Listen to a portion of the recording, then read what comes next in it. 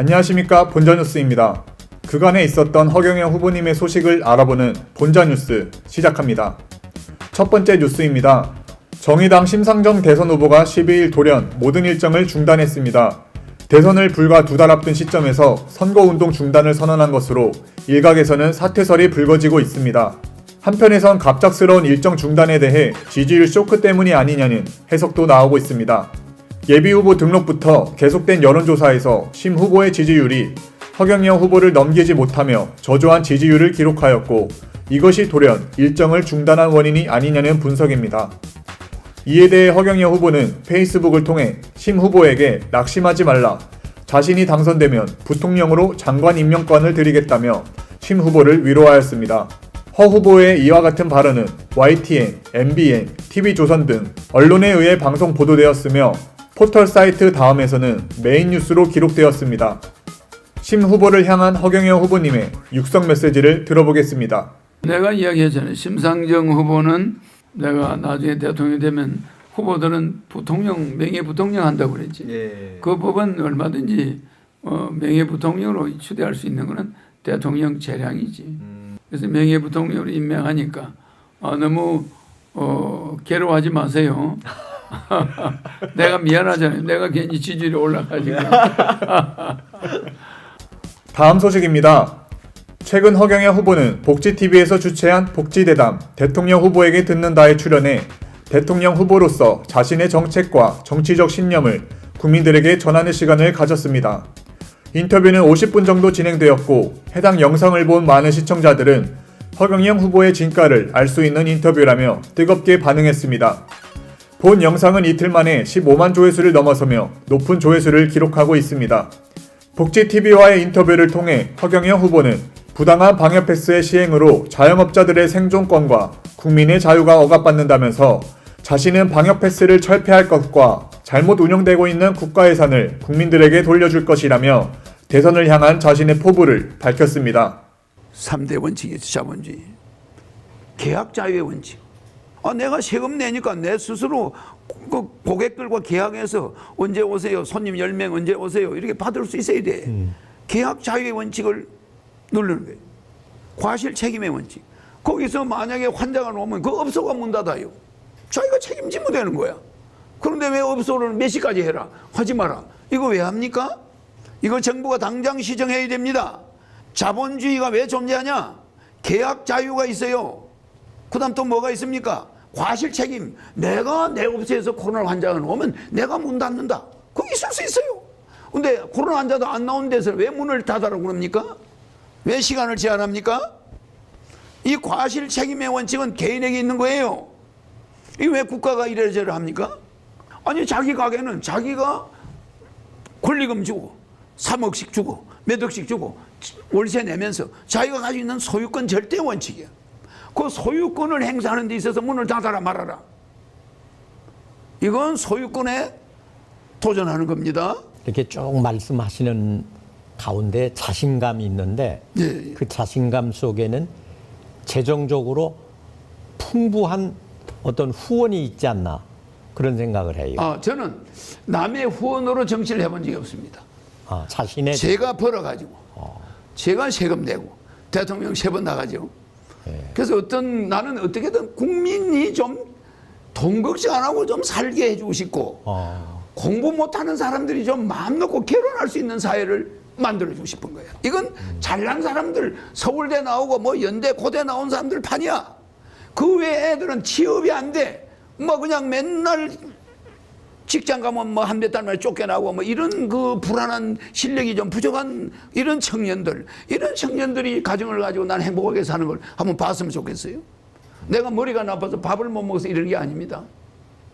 무슨 말인지 알죠? 예, 내가 뭐 알겠습니다. 대통령 나가면 월급도 안 받을 텐데, 다만 공부 못하는 사람들, 시험만 치면 떨어지는 사람들, 좀 대다수 소시민들이 직장 만들어주고 싶고. 다음 소식입니다.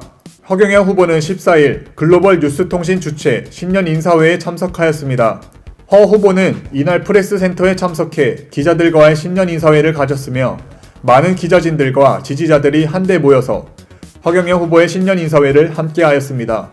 허경영 후보는 신년 인사를 통해 대한민국의 진정한 정권 교체를 위해서는 기존 여야 정당의 인물이 아닌 새로운 인물이 나와야 나라는 비로소 바뀔 것이라며 강한 어조로 발언하였습니다. 누구보다 소통의 아이콘으로 자리 잡고 있는 허경영 후보는 14일 유튜브 채널 본자 스튜디오를 통해 시청자들과 실시간으로 소통하는 시간을 가졌습니다. 허경영 후보는 쏟아지는 슈퍼챗과 실시간 채팅에 일일이 응답하고 질문에 답을 하는 등 허심탄회한 모습으로 시청자들과 소통하였고, 밤 10시가 넘은 시간임에도 본자 스튜디오의 소통 방송은 동시간 시청자 수 1,500명을 넘어서는 등 첫 방송임에도 불구하고 뜨거운 인기를 구사하였습니다. 마지막 소식입니다. 이재명 변호사비 대납 의혹을 제보했던 이모 씨가 최근 숨진 채 발견되었습니다. 근래 들어 대장동 의혹과 관련된 관계자 2명이 숨지는 사건이 있는가 하면 이번엔 변호사비 대납과 관련해서 한 명이 사망하는 사건이 발생했습니다. 선거일이 다가옴에 따라 미심쩍게 발생되는 여권의 사망 소식엔 어떤 내막이 있는 것일까요? 이에 대해 한 무속인의 흥미로운 분석이 있습니다. 해당 화면 보시겠습니다. 지금 이재명 후보님 같은 경우는 설이 되는 기준점으로 설 전후일 거예요. 아마 설 전이나 설 세구나 지금 큰 사건 사고가 작게는 2개에서 크게는 3, 4개가 뭔가 이렇게 이슈가 되고 이제 국민들이 분노를 할 만큼의 큰 사건이 터져. 두 분이 고인이 되면서부터도 흐지부지 이렇게 됐던 그 문제보다 아마 강력하거나 그 문제 버금가는 그런 일이 이분이 터져. 그분 운기가. 그분 운이. 그래서 이분이 관청살을 갖고 계셔. 이 관제에 제대로다가 엮이는 수. 설을 기점으로 이재명 후보의 운세는 내려갈 것이며 관제살에 휘말릴 수 있다는 이야기입니다. 이렇듯 어떻게 뒤바뀔지 모르는 이번 20대 대통령 선거에 대해 많은 무속인들이 저마다 목소리를 내고 있습니다. 그런데 여기서 놀라운 점은 수많은 무속인들의 예언들이 상당 부분 일치한다는 것입니다. 무속인들이 점치는 다음 대통령의 특징으로는 기존의 정당에 속한 인물이 아닌 판 밖의 인물이 대통령이 된다. 세간의 손가락질을 받던 자가 대통령이 된다. 판을 엎어버리는 개혁의 인물이 등장한다는 등 새로운 인물이 대권을 잡게 된다는 놀라운 증언들이 쏟아지고 있습니다. 그중 일부 내용을 보시겠습니다. 이 지사님은 참 좋던 운이 조금 꺾이는 지금 추세예요. 대선까지 넘어지기로는 무리수로 보셔야 될 것 같고, 제가 볼 때는 여기서 뭐 대선에 탁 당선된다고 100% 장담합니다. 말고 가에서 놓을 수 있는 확률이 더 높아요. 지금. 가에서 놓을 수 있는 확률이 더 높아요. 지금. 아마 2022년도 대선에는 이름이 거론되지 않은 저 밑에 진짜 이름도 안 나고 생각도 안 하는 데서 툭 나와서 자기들끼리 싸울 때 어부지리로 그 자리를 채워가는 그런 운기가 가장 높습니다. 아직까지는 인물이 드러나지는 않았습니다. 어떤 느낌이냐면 굉장히 칼 같아요. 칼 같고 냉정하고, 근데 좀 의외의 인물로 보여져요. 그 사람들 중에서 그래도 사람들이 유력하게 생각하는 부분들이 있을 거 아니에요. 유력하게, 그러니까 선생님 좀 얘기를 들어보니까 유력하게 뽑는 한두 명이 말고 그 외의 사람, 의외의 인물 그런 느낌이고, 그리고 남자예요. 느껴지는 그 사람의 성향이, 그러니까 이거지. 딱 내가 무언가 그 자리에 섰을 적에 내가 이 판을 바꾸겠다. 지금까지 어떤 세습적인, 그리고 지금까지 어떤 뭔가 새로 이 개혁 같은 느낌이 되게 강하게 들어와요. 일단 지금은 코로나 때문에 지금 사건이 일어났잖아요. 앞으로는 더 많은 일이 일어날 거예요. 뭔가 일이 더 터질 만한 게 한두 가지는 더 생긴다라고 나오거든요. 어떡하지?